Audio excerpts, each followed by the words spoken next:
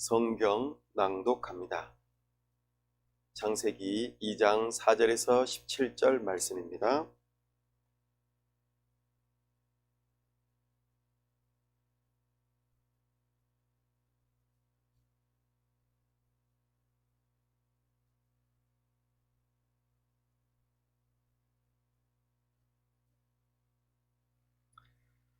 하나님 말씀입니다. 창세기 2장 4절에서 17절 말씀 한 절씩 교독합니다. 이것이 천지가 창조될 때에 하늘과 땅의 내력이니 여호와 하나님이 땅과 하늘을 만드시던 날에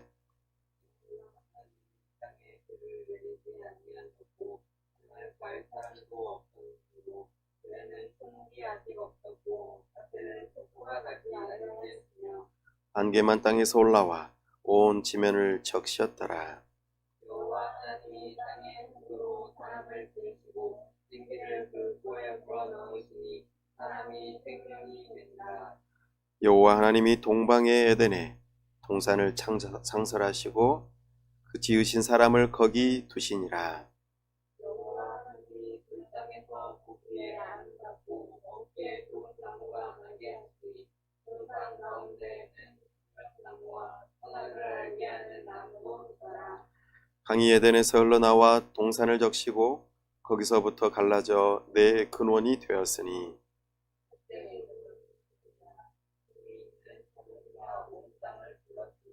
그 땅의 금은 순금이요 그곳에는 베들레헴과 호마노도 있으며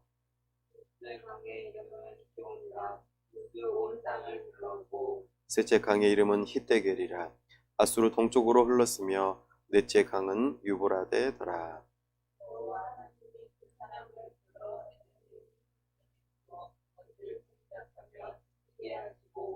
여호와 하나님이 그 사람에게 명하여 이르시되 동산 각종 나무의 열매는 내가 임의로 먹되 선악을 알게 하는 나무의 열매는 먹지 말라. 내가 먹는 날에는 반드시 죽으리라 하시니라. 아멘.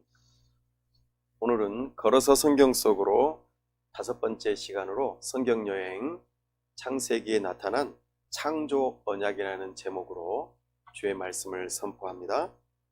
오늘 창세기의 전체적인 내용은 지난주에 다 살펴보았는데요. 이제 그 중에서도 가장 핵심이 되고 중요한 내용, 우리가 결코 잊어서는 안 되는 굉장히 중요한 하나의 내용을 살펴보려고 합니다. 그 제목이 바로 창조 언약입니다. 창조 언약에 대한 이해가 또 이것에 대한 알미, 우리의 신앙에 있어서 얼마나 중요한지, 또 성경 전체를 이해함에 있어서 얼마나 중요한지 참으로 그 중요성은 다 말로 표현할 수 없습니다. 오늘 그 부분을 함께 살펴보려고 합니다. 창세기, 이것은 태초에라고 하는 말로 시작되어졌고 시작, 기원, 서론 이런 의미를 담고 있다 했습니다. 세상의 모든 기원, 시작점들이 여기에서 대부분 다 나타나기 때문에 오늘날 우리가 왜 이런 모습인가, 또 앞으로 어떻게 살아야 할 것인가에 대한 단초이자 또 첫 번째 단추이기 때문에 굉장히 중요합니다. 마치 건물을 쌓을 때 기초를 놓는 것과 같은 굉장히 중요한 내용들이 담겨 있기 때문에 그렇습니다. 우리가 창세기에 하나님께서 창조하신 사건들, 또 타락한 사건, 또 아브라함부터 시작해서 이스라엘 민족의 그 기원에 해당되는 내용들은 아마 교회를 다니든 다니지 않든 어느 정도 들어서 알고 있을 것입니다. 그래서 나는 창세기에 대해서 다 알고 있어 이렇게 생각할지 모르겠지만 사람들의 마음 깊은 곳에 우리 이 세상에 가장 근본이 되고 기원이 되는 것은 무엇일까? 나는 어떻게 해서 생겨나게 된 것일까? 우리는 지금 어느 시점을 살아가고 있고 어디로 갈 것인가에 대한 아주 근본적이고 기초적인 내용에 대해서 각자 마음속에 가지고 있는 것이 있습니다. 이것이 없다면 우리는 그냥 아무 생각 없이 그냥 살아가는 삶이 되고 말 것입니다. 그렇기 때문에 이 창세기는 매우 중요하다고 볼 수 있겠습니다. 속담에도 그런 것이 있죠.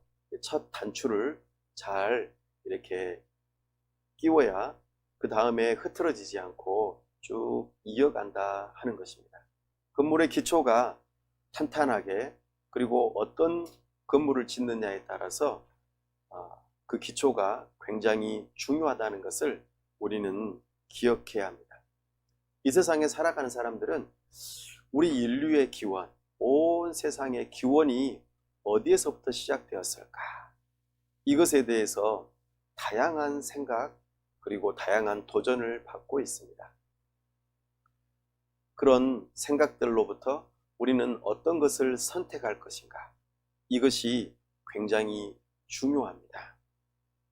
오늘날 우리는 다양한 시대를 살아가고 있습니다. 그래서 우리는 그런 부분에 대해서 굉장히 중요하고 또 올바르게, 그리고 자기 자신이 확신 가운데 서야 하기 때문에 우리는 이 창세기를 자세히 살펴볼 필요가 있습니다. 창세기는 모세오경의 서론이라고도 하였고 신정국가인 이스라엘 기원의 서론이라고도 하였습니다. 그래서 창세기는 크게 두 가지로 나뉘어진다고 하였습니다. 두 개의 구조를 가지고 있죠. 창세기 1장에서 11장까지는 이스라엘의 왕이신 하나님의 그 우주와 인간의 창조, 그리고 아브람까지의 그 계보, 족보를 담고 있다. 그리고 창세기 12장에서 50장까지는 이스라엘 민족의 그 시작의 이야기가 담겨 있다고 말씀을 드렸습니다. 그래서 창세기는 크게 두 개의 구조를 가지고 있는데, 이 두 개의 구조를 또 하나의 큰 그릇 창세기라고 하는 이름으로 담았다는 것이죠. 이것이 구조와 주제의 주된 모습이었습니다. 창세기의 이 구조를 결정하는 중요한 하나의 어구가 있다고 했습니다. 그것은 족보라는 표현이었습니다. 대략, 또 내력, 계보, 족보, 이런 표현들이 다 되어져 있는데 총 10번 나타난다고 하였습니다. 그렇게 이 모습들을 하나하나 구조를 두고 또 크게 또 담아내는 그런 여정들을 통해서 우리는 창세기의 전체적인 구조를 살펴보았습니다. 그래서 창세기의 주제는 언약을 통한 하나님 나라와 구속사의 시작이라고 하는 그 내용인 것을 우리가 파악했었죠. 그 중에서도 오늘은 창조 언약, 창세기 1에서 2장에 나타나는 그 창조 언약을 살펴보려고 합니다. 이것을 형식적으로는 행위 언약이라고도 다른 말로 표현하고, 이 언약은 인류 전체를 향한 내용입니다. 그리고 이 언약을 잘 지켜 순종하면 영원한 생명을 얻게 되지만, 불순종하게 되면 죽음에 이르게 된다고 말씀드렸습니다. 이것을 알 수 있도록 하나님께서는 생명나무와 선악과라고 하는 이 표지를 두셨다는 것을 우리는 지난번에 한번 들었었습니다. 이 부분에 대해서 우리가 자세히 오늘 말씀드리면서 참으로 나는 어떤 신앙을 가져야 할까, 어떤 태도를 가져야 할까, 오늘 말씀을 통하여서 살펴보고 그리고 결정하시고 그 믿음을 가지실 수 있기를 바랍니다. 어떻게 하면 성경을 전체적으로 통일성 있게 볼 수 있을까? 이것에 대해서 말씀드렸을 때에 하나님 나라의 역사, 성경은 하나님 나라의 역사책이다, 이렇게 살펴보면 좋겠다.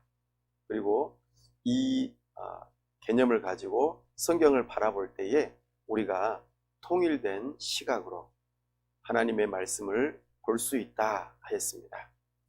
우리는 기억하면 좋겠습니다. 하나님 나라, 그것의 역사, 이것이 성경의 전체적인 내용이다, 주제이다. 그래서 오늘 또 설교를 할 때에 큰 틀이 있습니다. 이것을 꼭 기억하시면 좋겠습니다. 역사라고 하는 이 단어를 따라서 제가 오늘 먼저 말하고자 하는 것이 하나가 있습니다. 바로 역사는 시간이라고 하는 흐름을 가지고 있죠.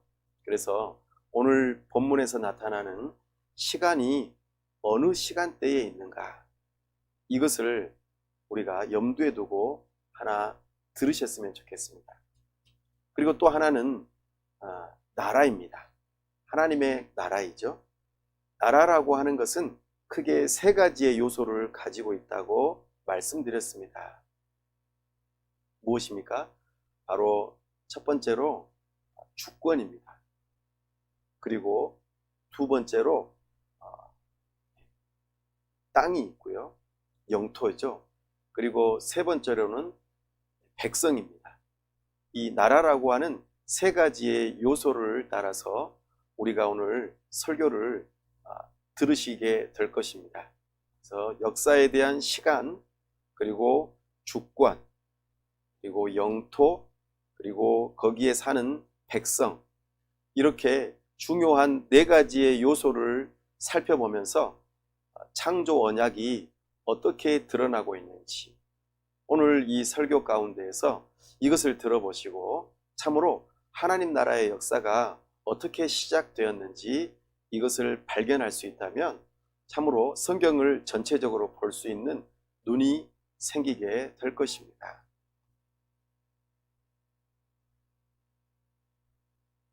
하나님 나라에는 주권, 백성, 영토, 이 세 가지의 요소가 있습니다. 그리고 역사라고 하는 것은 시간의 개념을 담고 있는데, 특별히 날이라고 하는 것을 중심으로 잠깐 살펴보고, 안식일과 새 창조라고 하는 개념이 여기에 담겨 있다라고 하는 것을 살펴보게 될 것입니다. 자, 그러면은 이제 하나님 나라의 역사에서 역사라고 하는 요소를 먼저 살펴보도록 하겠습니다. 역사는 시간이라고 하는 중요한 요소를 담고 있습니다. 오늘 우리가 읽었던 본문에 우리는 잘 알고 있는 날이라고 하는 그 단어를 여러 번 들어보았을 것입니다. 날, 이것은 히브리어로 요음이라고 말합니다. 날, 이것은 시간의 개념을 가지고 있죠. 역사입니다. 우리는 언제부터 시작된 것일까? 우리가 살고 있는 이 역사는 도대체 언제부터 시작된 것일까? 우주는 언제부터 시작되었고, 우리 지구, 우리 사람들은 언제부터 시작되었을까? 기원에 대한 견해입니다. 오늘날에는 이 이야기가 굉장히 다양하게 펼쳐지고 그 모습을 말하고 있습니다. 여기에 우리의 긴장이 있죠. 우리는 다원화되고 다양성을 가진 시대에 살고 있습니다. 그래서 우리가 언제부터 시작되었는지에 대한 날에 대한 생각도 굉장히 다양합니다. 화면에서 보시면 아시는 것처럼 젊은 지구론이 있습니다. 젊은 지구론은 지구가 아주 오래되지 않았다라는 것입니다. 젊다는 표현은 상대적인 표현이죠. 그래서 늙은, 오래된 지구론도 있습니다. 지구가 매우 오래되었고 우주가 매우 오래되었다라고 하는 개념입니다. 또 하나는 유신 진화론이라고 표현하게 되는데요. 이것은 하나님은 있다. 그런데 진화라고 하는 개념이 과학적으로 그렇게 이해해야만이 날이라고 하는 개념이 이해가 된다. 우리가 이해가 되는 차원에서의 그런 기원에 대한 생각도 있습니다. 그리고 조금 다른 개념이긴 합니다만, 지적인 어떤 누군가가 있어서 우리가 지금 살고 있는 우주와 그리고 지구, 그 사람, 여러 가지 모습들을 설계했다. 그래서 그 설계한 것대로 지금 모든 것들이 이루어진다 하는 기원에 대한 생각들이 있는 것입니다. 젊은 지구로는 하나님께서 6일 동안 세상을 창조하셨다. 그래서 문자적으로 나를 바라보는 그런 생각입니다.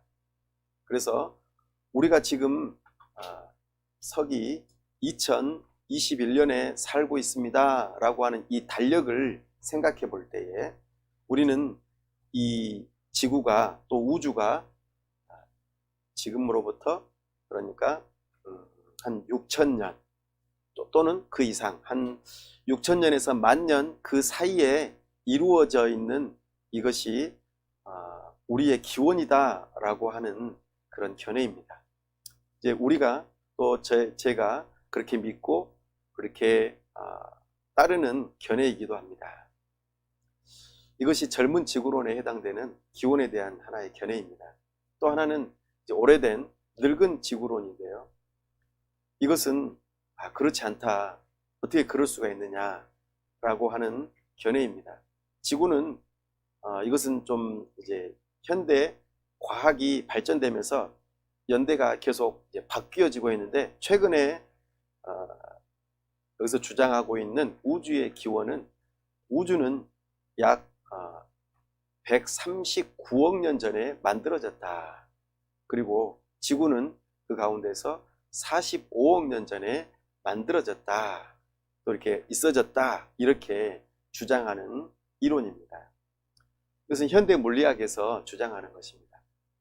주로 어떤 개념에서 그렇게 나타나냐면 빛이라고 하는 것이 달려가는 속도를 내는 그 단위가 1년 동안 빛이 갈 수 있는 거리가 어느 정도이냐라고 하는 것을 나름대로 계산해보고 또 과학적으로 찾아보면서 우주가 우리에게 빛을 비추어주는 그 거리를 계산해 볼 때에 이 정도 될 것이다 라고 생각해서 만든 그런 이론입니다. 그리고 여기서는 또 한 가지 더 현대 생물학에서는 자연주의, 그러니까 모든 생물은 그 단세포에서 점점 발전해서 진화되어졌다라고 하는 개념으로 오랜 시간 동안 굉장히 진화를 위해서는 많은 시간이 필요하다는 것이죠. 그런 의미로 늙은 지구론이 그렇게 주장되어지고 있습니다. 또 하나 더 이야기하면은 유신 진화론입니다. 유신 진화론은 하나님께서 세상을 지으셨다. 우주도 지으시고 지구도 지으셨다. 그런데 현대 물리학적으로 현대 생물학적으로 이해가 되려면은 뭔가 좀 젊은 지구로는 맞지 않는 것 같다. 그래서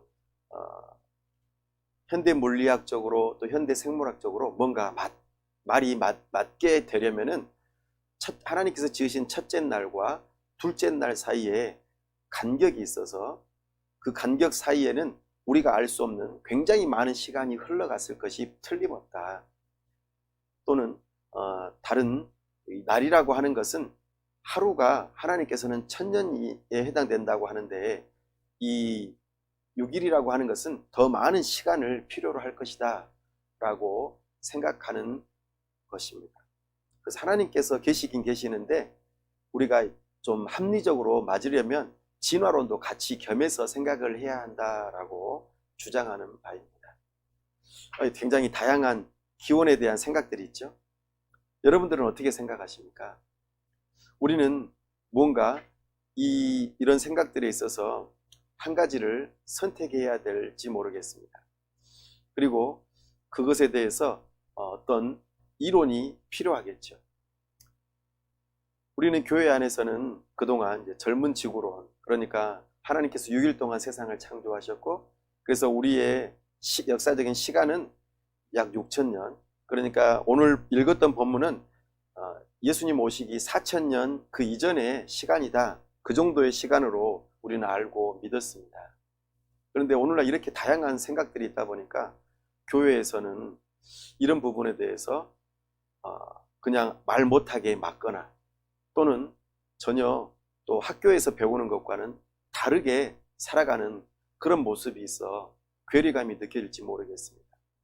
이런 생각들에 대해서 하나하나 열린 마음으로 생각해 보되 우리의 믿음은 젊은 지구론에 있다는 것을 강조하고자 합니다.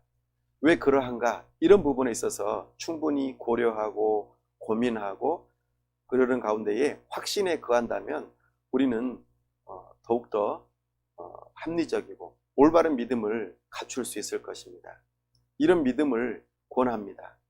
특별히 우리는 하나님께서는 창조주 하나님이시고 하나님이시기 때문에 합리적으로 생각해서 하나의 생물이 또는 많은 빛의 그런 긴 거리 이런 것들을 따져서 그것에 과학적으로 또는 합리적으로 맞추기 위해서 하나님을 제약해버리는 유신 진화론을 만약에 갖는다면 우리는 하나님을 우리의 인간의 이성에 가두어 놓고 맞추려고 하는 시도를 가지게 될지 모르겠습니다.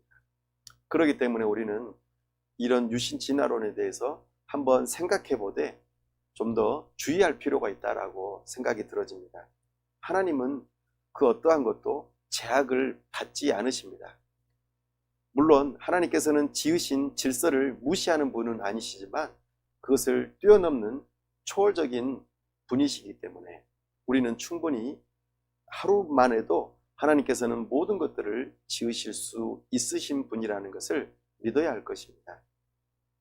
이런 역사에 대한 다양한 그런 견해가 있는 이 시대에 우리는 어떤 믿음을 가질 것인가? 약간의 긴장감을 가지게 합니다.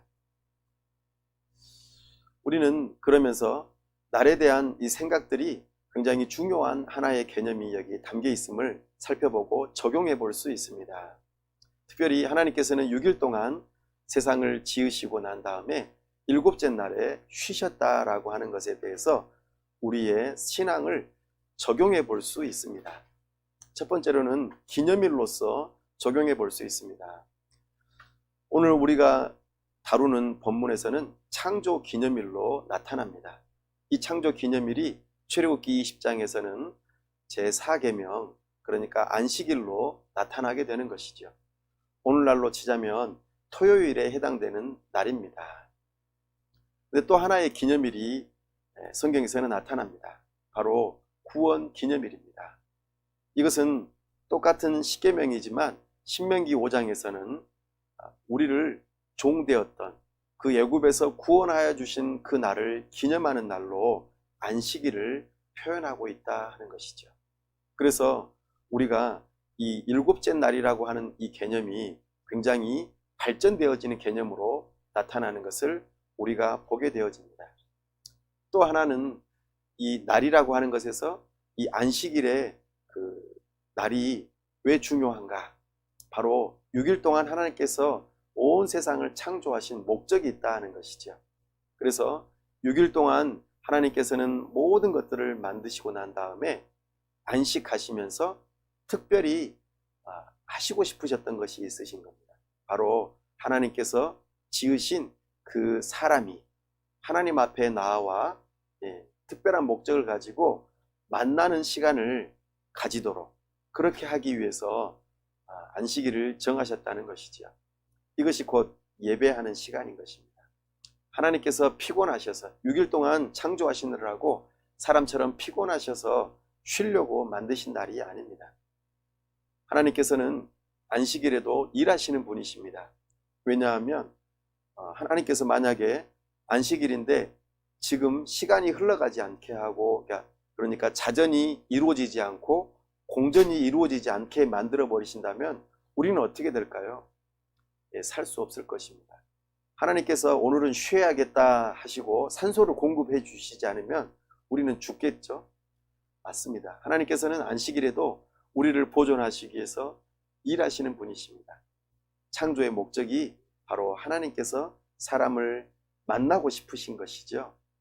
우리는 하나님을 예배하는 그 날로 만드시고자 안식일을 주셨다는 것이죠. 이렇게 안식일은 우리에게 적용 차원에서 의미 있는 날들입니다.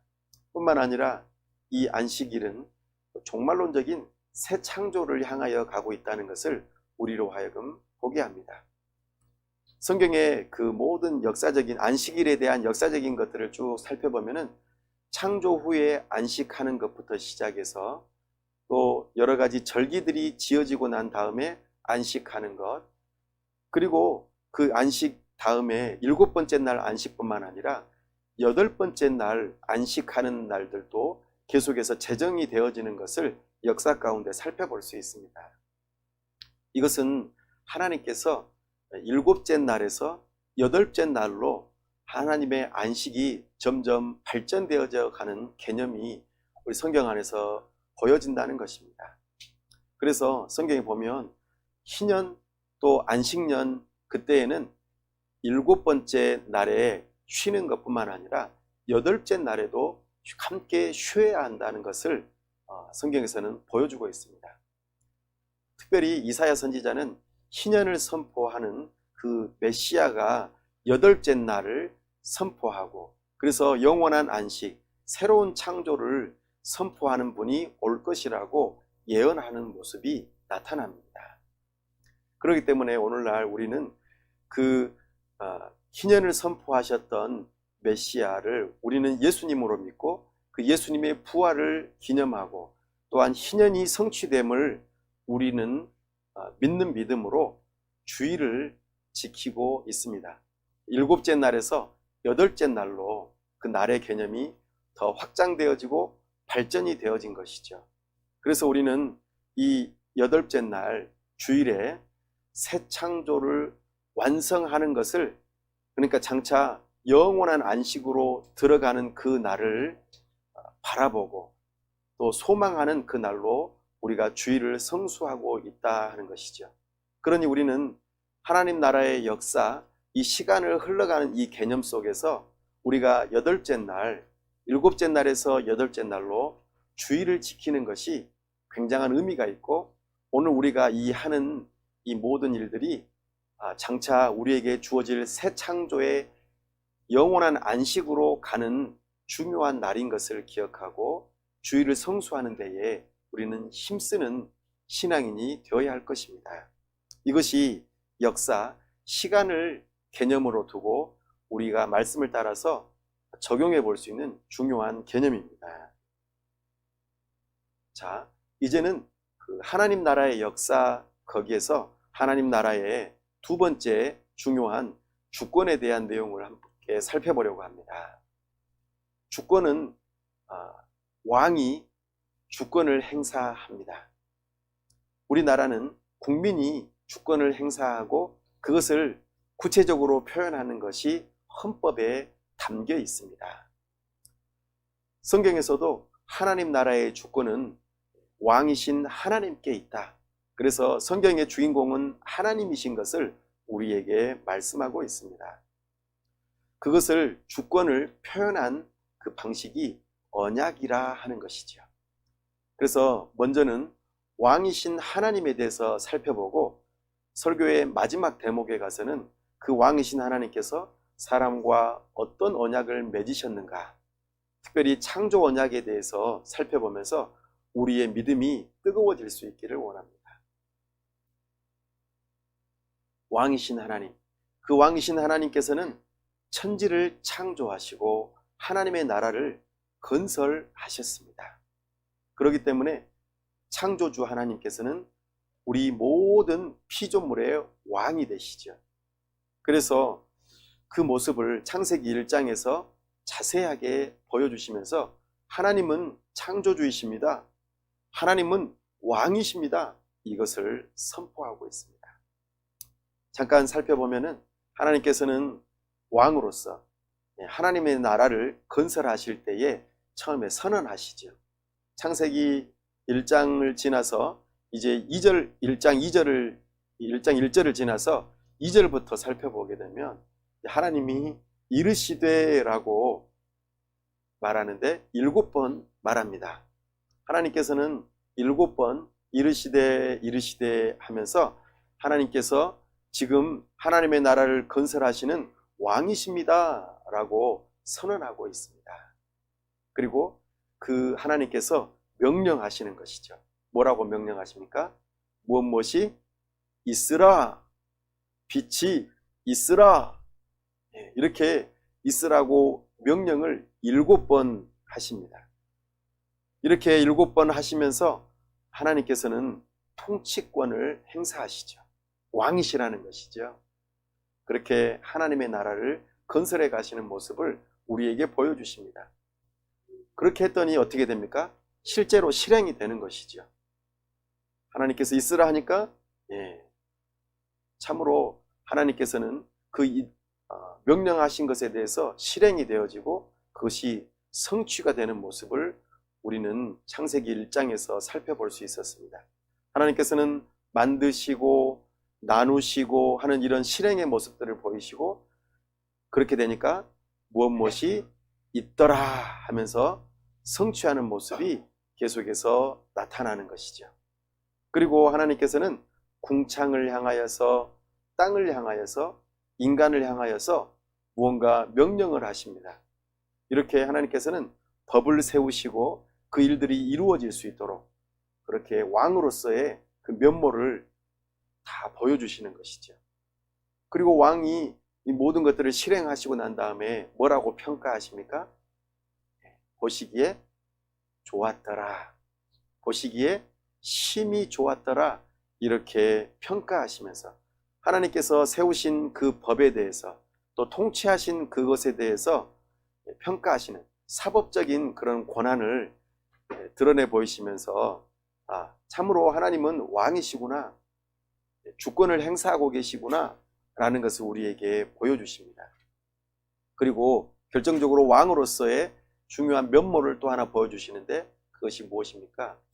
바로 이름을 지어주시는 것입니다. 무엇이라고 부르시고, 하나님께서 왕이시기 때문에 지으신 것들에 대해서 이름까지 부여하시는 것이죠. 이 이름 모든 것들은 하나님은 왕이십니다 라는 것을 표현하고 있는 내용입니다. 그리고 이 모든 것들을 하나님의 지혜를 따라서 저녁이 되고 아침이 되니 이는 첫째 날이니라 라고 표현하면서 하나님께서 일들을 행해 나가시는 그 역사를 하나하나 보여주고 있죠. 참으로 하나님께서는 하나님 나라의 왕으로서 주권을 행사하고 계시는 모습을 우리는 알 수 있습니다. 그런데요, 이런 하나님에 대한 견해도 오늘날 이 다원화된 세상에서는 다양한 생각을, 견해를 가지고 있습니다. 우리는 여기에서 또 긴장, 또 여러 가지 모습들을 바라보게 됩니다. 여러분들은 어떻게 생각하십니까? 하나님이 있다고 생각하십니까? 아니면 없다고 생각하십니까? 사람들은 하나님은 없어 라고 생각하는 무신론부터 시작해서 불가지론, 하나님은 우리는 알 수 없어, 이렇게 하나님을 알 수 없다는 그런 견해, 또 이원론, 하나님은 선한 하나님도 있고 악한 하나님도 있고 선과 악이라는 것이 근본부터 있었다, 그리고 늘 대립관계에 있었다 라고 하는 이런 하나님에 대한 견해도 오늘날 있습니다. 그리고 하나님은 유한신론, 하나님은 이렇게 제한되어 있다, 이렇게 말하기도 하고요.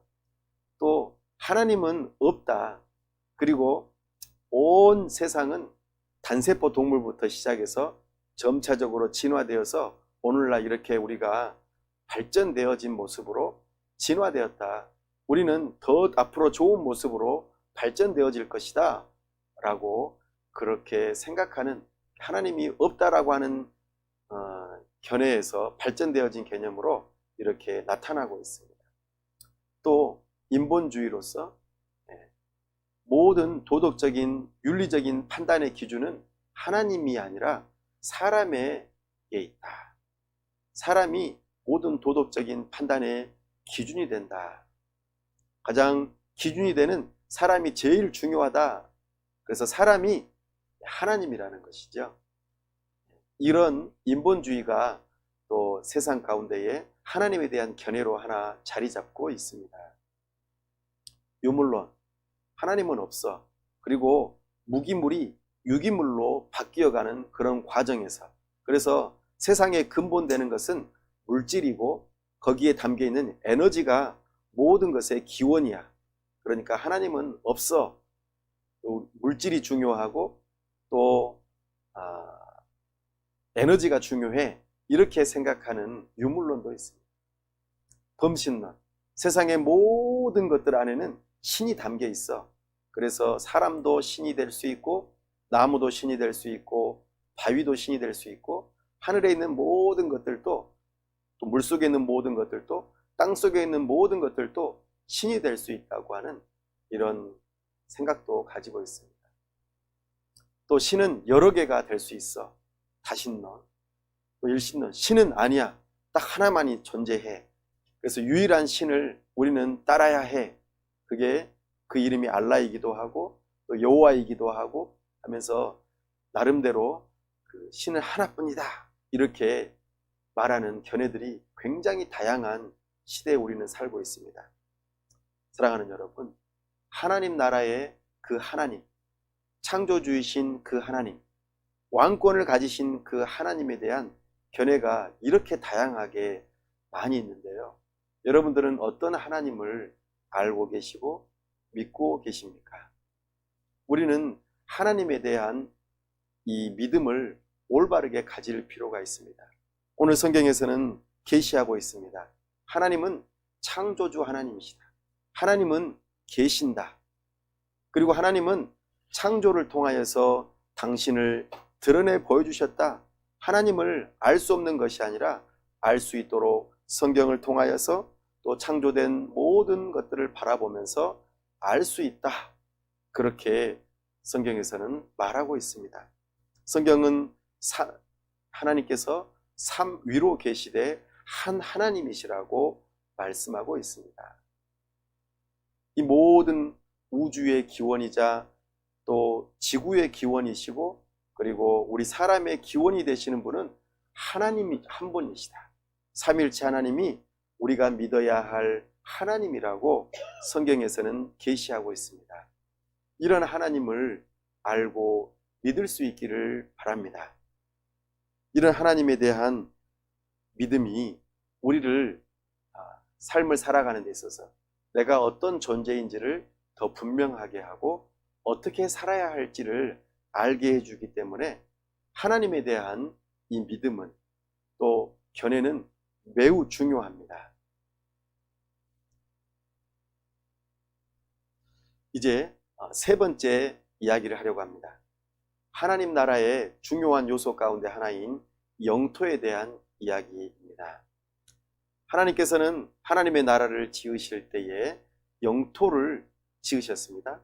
그것이 오늘 본문에서도 나왔습니다만 지리적인 형태로 나타났고 특별히 그 지리적인 모습 속에서도 하나님의 임재하시는 성소 또는 성전의 모습, 이런 거룩한 장소, 특별한 장소의 모습으로 하나님의 나라가 우리에게 보이고 있다는 것이 아주 중요한 특징입니다.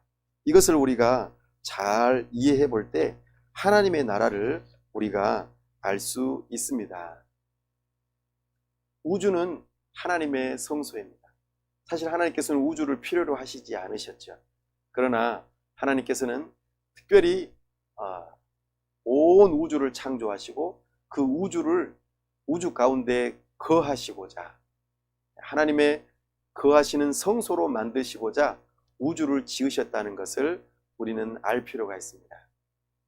왜냐하면 하나님께서 하나님의 백성과 함께 거하시기 위해서 그렇게 창조하셨다는 것입니다. 그래서 우주는 가장 큰 개념으로 본다면 하나님의 거하시기 위한 하나님의 성소라고 이해할 필요가 있는 것입니다. 이것이 좀 더 구체적으로 나타난 것이 오늘 본문에 해당되는 것입니다. 오늘 우리는 본문에서 특별히 에덴 동산을 살펴볼 수 있었습니다. 온 우주 가운데 그 중에서도 지구라고 하는 이곳이 하나님의 성소로 그렇게 나타나고 그 지구 안에서도 하나님께서 특별히 정하신 에덴이라고 하는 동산이 바로 하나님의 거하시는 성소라 하는 것입니다. 그리고 그 성소 안에서 하나님의 지으신 사람을 두시고 거기에서 만나기를 기뻐하셨던 것이지요. 이 모습이 우리에게 비춰지고 있다는 것입니다. 이 하나님의 창조, 특별히 에덴 동산에 이 지어지는 모습들, 이 모습들은요, 뒤에 나중에 우리가 살펴보겠습니다만 출애굽기에 나타난 성막을 짓는, 성막은 어떤 역할을 했습니까? 네, 맞습니다. 하나님의 임재하시고 거하시는 텐트이죠. 그리고 솔로몬 시대에는 이 성막이 성전의 모습으로 나타납니다. 이 모든 것들이 연결선상에 있다 하는 것이죠. 그렇다면 하나님 나라의 그 영토에 있어서 성소의 개념으로 연결선상으로 통일성 있게 우리는 성경을 보는 눈을 가질 수 있는 것입니다. 하나님께서는 세상을 창조하실 때 명령하시고 그 명령하신 것이 성취되어지는 모습으로 나타났다는 것을 우리는 알고 있습니다. 이것이 하나님의 성소를 짓는 방식이었습니다. 성막도 마찬가지입니다. 하나님께서는 성막을 지으라고 명령하셨고 그 명령하신 것이 그대로 성취되는 모습이 출애굽기 25장에서 31장 또 35장에서 40장에서 동일하게 나타납니다. 창조하신 후에 오늘 우리가 앞선 본문에서 창조 후에 안식하셨던 그 모습, 안식일을 제정하신 모습이 출애굽기 성막을 건설한 후에 안식일을 준수하라고 제정하시는 그 모습에서 연결선상으로 나타난다는 것을 보게 됩니다. 그러니까 창조하시고 하나님께서는 사람들과 함께 만나기 위해서 안식일을 정하신 것, 또 출애굽기에서 성막을 지으라고 명령하시고 그것을 짓고 난 다음에 하나님께서 거기에서 만나시기 위해서 안식일을 준수하라고 명령하신 것은 서로 연관성이 있다는 것입니다. 창조는 하나님의 지혜로 이루어졌습니다. 잠언에서는 하나님께서 온 세상을 하나님의 지혜로 지으셨다고 말씀하십니다. 성막도 그냥 짓는 게 아니고 하나님께서 부살렐과 오홀리압에게 지혜를 주시고 성령의 감동으로 충만하여서 성막을 짓게 하셨다고 기록하고 있습니다. 하나님의 지혜로 창조가 이루어졌고 성막도 지어지게 된 것이죠. 그리고 하나님께서는 창조 가운데서 특별히 사람을 지으시고 사람과 함께 교제하시고 만나기 위해서 지으셨던 것처럼 성막에서도 성막 그 자체만을 만들지 아니하시고 하나님께서 만나시기 위해서 대제사장을 세우시고 그 대제사장을 통해서 하나님께서 사람과 만나는 그 일들을 계획하셨던 것이죠. 그러므로 우리는 우주는 하나님의 성소요, 특별히 지구, 그 가운데서도 에덴 동산이 하나님을 만나는 그 장소, 거룩한 장소였던 것을 기억해 본다면 이것이 앞으로 펼쳐지는 출애굽기, 레위기, 민수기, 신명기, 신약에 이르는 요한계시록에까지 함께 계속해서 연결선상에 있는 하나님 나라의 영토 개념이라는 것을 살펴보실 수 있으실 것입니다. 에덴 동산도 하나님의 성소라고 하였습니다. 에덴이라고 하는 말은요, 기쁨이라는 뜻이에요. 에덴 하면은 기쁨이라고 하는 말로 번역해 볼 수 있습니다. 또 다른 표현으로는 둘러싸여 있다라고 하는 의미입니다. 둘러싸여 있다. 이것은 저기 고대 근동에서는요, 보통 왕의 궁전은 왕의 궁전 안에 정원이 담겨 있습니다. 왜냐하면 사막지대가 많이 있다 보니까 물이 있어야지만이 정원이 있는 것처럼 궁전 안에 특별히 파티오 형식으로 해서 그 왕의 정원이 있습니다. 오늘날에도 파티오 양식이라고 하는 형태로 정원이 건물 내부에 이렇게 중정으로 담겨 있는 경우가 많이 있습니다. 이 에덴이라는 의미가 그런 의미가 있습니다. 둘러싸여 있다. 왕의 정원이라는 것이죠. 오늘 읽었던 우리 8절 말씀에 보면은요, 동방에 에덴이 있다라고 그 에덴의 위치를 약간 힌트를 주고 있습니다. 거기는 기쁨의 장소이고 왕의 정원으로서 둘러싸여 있다라고 표현합니다. 특별히 구별된 장소이죠. 하나님을 만나는 장소이기 때문에 에덴이라고 하는 이름을 사용했던 것으로 보여집니다. 이 모세오경의 창세기는 모세가 이스라엘 백성들에게 기록으로 남겼던 것입니다. 이스라엘 백성의 그 모세 오경으로 남겨졌던 이 창세기가 기록된 장소가 어디쯤이었을까요? 시내산이었을 수도 있고 모압 평지였을 수도 있겠습니다. 창세기는 모세 오경의 서론격에 해당되니까 아마도 출애굽기, 레위기, 민수기, 신명기 이걸 다 기록하고 난 다음에 서론격으로 창세기를 기록하지 않았을까, 이런 생각도 해봅니다. 그렇다면 모세와 이스라엘 백성들은 모압 평지에 있었을 것입니다. 그리고 표현하기를 그들이 있는 동쪽에 에덴 동산이 있었다라고 표현하는 것, 이렇게 생각해 본다면 에덴의 위치가 가나안 땅에서 동쪽에 있었을 거라고 유추해 볼 수 있을 것입니다. 근데 이 에덴이 성막과도 또 성전과도 매우 유사하다라는 것, 그리고 요한계시록에 나타나는 새 창조에서 펼쳐지는 새 하늘과 새 땅에 나타나는 모습과 매우 유사하다라는 것을 우리는 바라보게 될 것입니다. 그 증거로요, 에덴 동산의 출입구는 동쪽에 있었습니다. 창세기 3장 24절에 보면은 출입구가 동쪽에 있다는 것을 밝히고 있습니다. 성막의 출입구도 어디에 있습니까? 동쪽에 있습니다. 그리고 에덴 동산은 그 출입구를 누가 지켰습니까? 화영검으로 그룹들이, 그러니까 하나님의 천사들이 그 출입구를 지키고 있었습니다.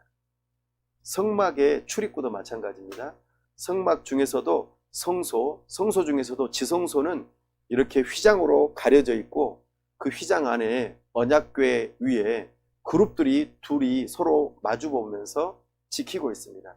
그리고 이렇게 연기를 자욱하게 향을 피워서 지성소를 바라보지 못하도록 이렇게 눈으로 가려놓는 일들이 있었습니다. 이런 모습이 서로 연관성이 있다라는 것이죠. 그리고 에덴에는 동산에 생명나무가 있다고 오늘 본문에서 읽었습니다. 2장 9절에서 찾아볼 수 있죠. 성막의 안에서도 보면은요, 이 생명나무의 모양으로 이렇게 다져진 등잔대가 있음을 우리는 바라보게 됩니다. 등잔대가 나무 모양, 생명나무 모양으로 되어져 있어요. 이것을 바라보면은 서로 연관성이 있다는 것을 발견하게 될 것입니다. 그리고 하나님께서는 오늘 사람들로 하여금 이 에덴 동산을 경작하라고 하시고 지키라고 하는 이 단어를 사용하십니다. 경작한다. 이 경작한다는 단어가 성막을 지키고 섬기는 레위인들을 향하여서도 동일한 명령으로 나타납니다. 에덴 동산을 경작하라는 표현은 이 단어를 레위기에서 민수기에서는 섬기라라고 하는 라고 번역이 되어 있지만 동일한 단어를 사용하고 있습니다. 그리고 에덴 동산을 지켜라라고 하는 이 단어가 이 민수기에서도 레위인들을 향해서 지켜라라고 하는 명령어로 동일하게 사용되어지고 있습니다. 그 에덴 동산에는 오늘 우리가 읽어보니까 강 주변으로 뭐가 많이 있습니까? 금과 보석이 풍부하게 많이 있다는 것을 보게 되어집니다. 성막을 지을 때도 마찬가지죠. 성막을 지을 때 금을 비롯해서 반짝반짝 빛나는 보석들, 이런 것들을 성막을 지을 때 또 제사장의 의복에 사용되어졌던 것을 우리는 바라보게 됩니다. 참으로 에덴 동산과 성막은 연관성이 있는 것이죠. 하나님 나라의 영토적이면서도 성소적인 개념이 여기에 서로 연관성이 있다는 것을 우리는 이해해 보면서 성경을 하나되게 통일된 관점으로 보는 눈을 가지실 수 있기를 바랍니다. 그렇게 하나님의 영토가 우리에게는 완성된 모습으로 나타나는데요. 이건 우리가 적용해 볼 수 있는 그런 하나의 또 모습일 수 있겠습니다. 천지창조에 그 하나님께서 지으셨던 그 모습과 성막의 그 구조가 매우 유사한 모습을 또 우리가 발견해 볼 수 있습니다. 하나님께서 태초에 하나님이 천지를 창조하시니라.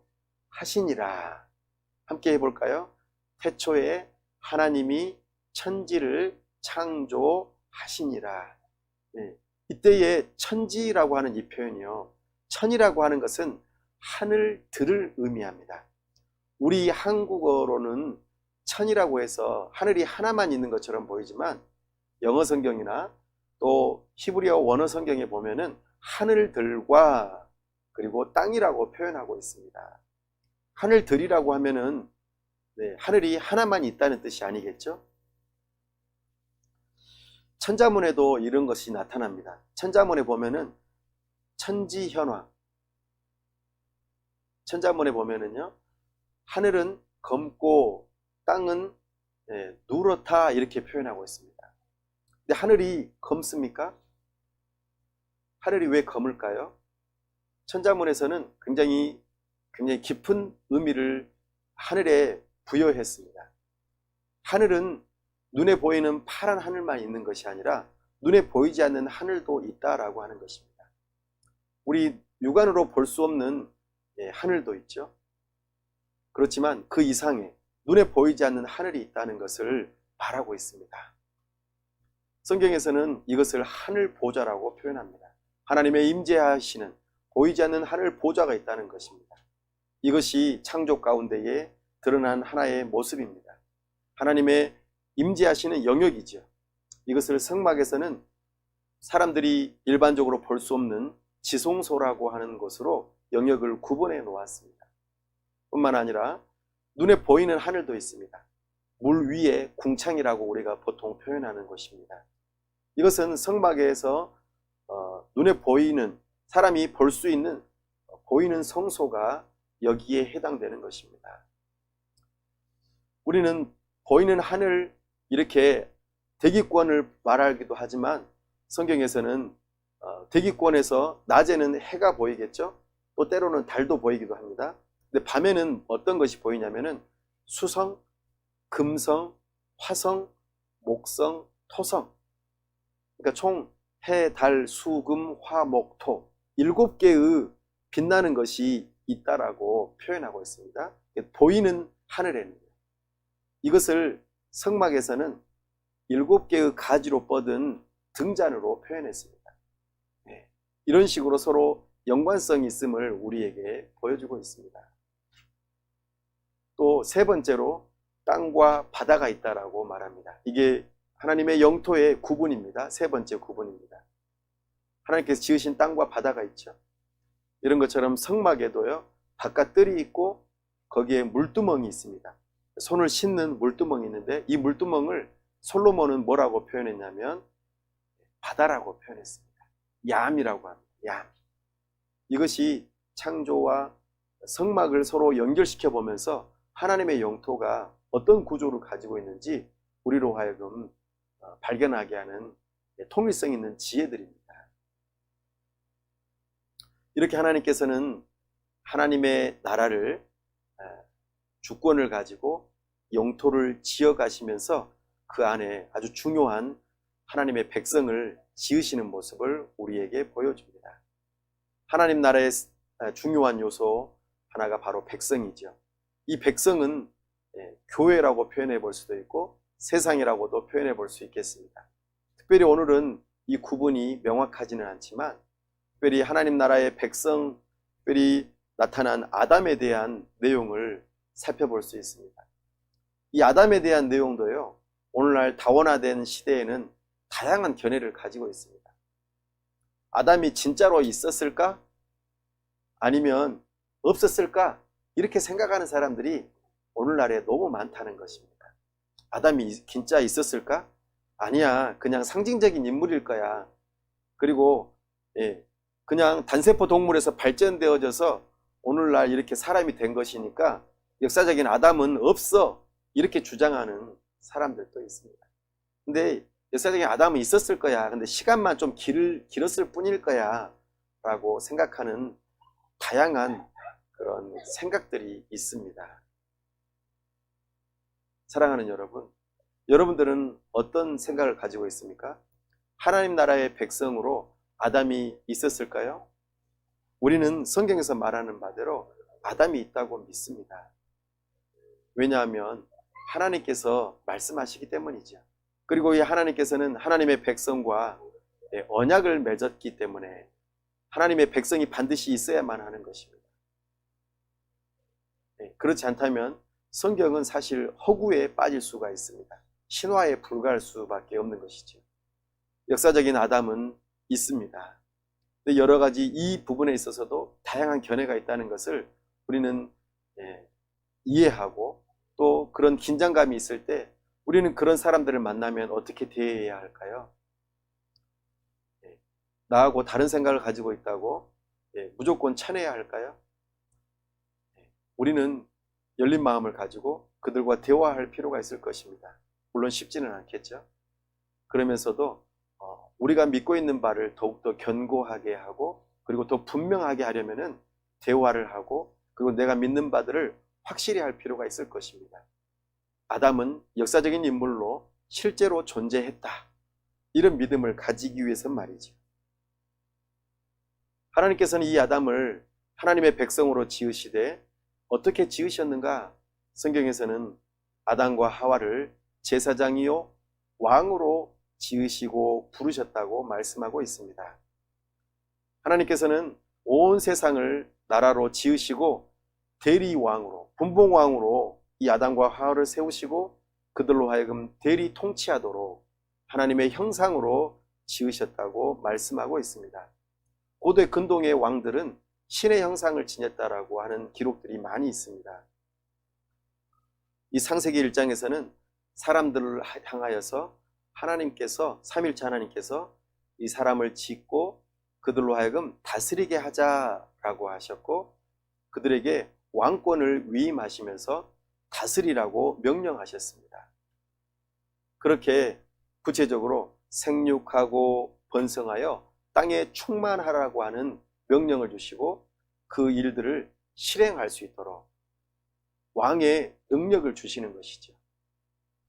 그렇게 하면서 사람으로 하여금 여러 가지 생물들, 식물들을 향하여서 이름을 짓도록, 장명할 수 있도록 하나님께서 하셨던 일들을 아담에게도 하와에게도 할 수 있도록 그렇게 위임하셨던 모습을 우리는 성경을 통하여 발견합니다. 아담과 하와는 하나님의 백성이자 제사장으로서, 왕으로서 그렇게 부름받고 그 사명을 감당하는 엄청난 사람으로서 지어졌다는 것을 우리는 알 필요가 있습니다. 이것이 우리 존재의 모습입니다. 사람은 먼지에서 시작되어진 존재가 아닙니다. 사람은 단세포 동물에서 발전되어진 존재가 아닙니다. 사람은 하나님의 형상을 따라 굉장히 존귀하게 지어진 인물입니다. 사람입니다. 물론 동물들과 유사성이 있죠. 왜냐하면 동물들도 흙으로 지어졌고 사람들도 흙으로 지어졌기 때문에 유사성은 있습니다. 그래서 사람도 그 코에 생기가 불어넣어졌을 때 생명이 된지라 라고 하는 이 표현은 동물들도 마찬가지입니다. 살아있는 생물이다 라는 뜻이죠. 그래서 유사성은 있지만 탁월한 다름이 있습니다. 바로 하나님의 형상으로 지어졌다는 것이죠. 그리고 그 사람을 향하여서 섬김과 지킴에 제사장의 직분을 허락하십니다. 사람은 땅에서 지음받은 아담입니다. 땅을 가리켜 아다마라고 히브리어로 말합니다. 그 아다마가 아담이 된 것입니다. 사람이 된 것이지요. 땅으로부터 온 사람은 하나님으로부터 생기를 부여받습니다. 그 코에 생기를 부여받았다, 그렇게 표현합니다. 그리고 생명이 되었다고 말하죠. 코에서 생기를 불어넣었다는 표현은 하나님과의 친밀성을 의미합니다. 하나님과 매우 가까운 존재라는 것이지요. 그런 아담을 또 하와를 에덴 동산, 하나님과 만나는 특별한 성소로 부르시고 거기서 제사장의 역할을 감당하도록 부르신 것입니다.